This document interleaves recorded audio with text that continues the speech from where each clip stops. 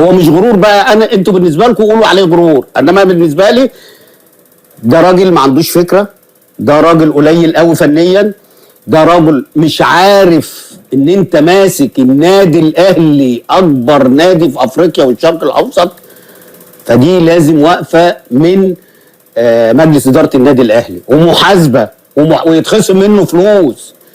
لان انت دلوقتي بعد مباراه النهارده ده انت بتقول لنادي الزمالك ارجع للحياه تاني، مع انك انت وحش الفتره اللي فاتت، وكنا نقول الكلام ده يطلع يقول لك ايه، لا لا لا لا لا انت بتكسب بعوامل مساعده.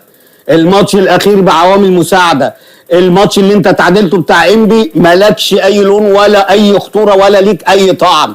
ماتش الدوري بتاع 4 اللي هو بتاع البنك الاهلي الفرق اتجرأت عليك يا عم كولر، عليه العوض كده، لازم تشوفوا لكم حل. كل الفرق اتجرأت على النادي الاهلي وبتمسك النادي الاهلي، يعني مش عايز اقول لك غسيل ومكوى.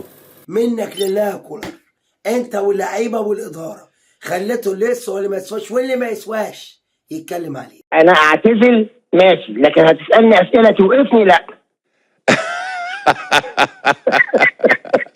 لا لا مش هتتوقف، ما تخافش. لا اصل اقول لك حاجه، انا مش قدك، انا عارف هتاخدني كده تسرسبني واحده واحده تخليني اقول كلام الصبح انا نفسي بتحول للتحقيق. طيب لا انا هسالك، واللي انت شايف انه مش مناسب قول لي اللي بعده.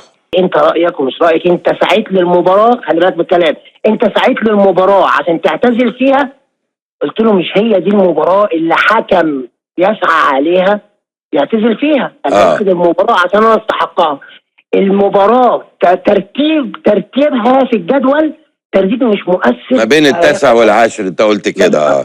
مش يعني قصدي مش بتفه من المباراه. بس انت كنت بتفكر جديا ان انت كان امامك احد امرين، اما الاعتزال الرسمي بعد هذه المباراه او في نهايه الموسم. ايوه قبل المباراه.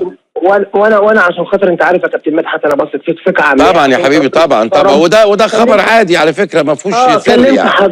كلمت حضرتك وقلت لك يا كابتن انا بفكر وانا قلت لك لا خليك لنهايه الموسم ده افضل ليك يعني. وانا تصدق بالله ربنا يديم عدم القبول اللي ما بيننا ما بين كنتوا الاثنين.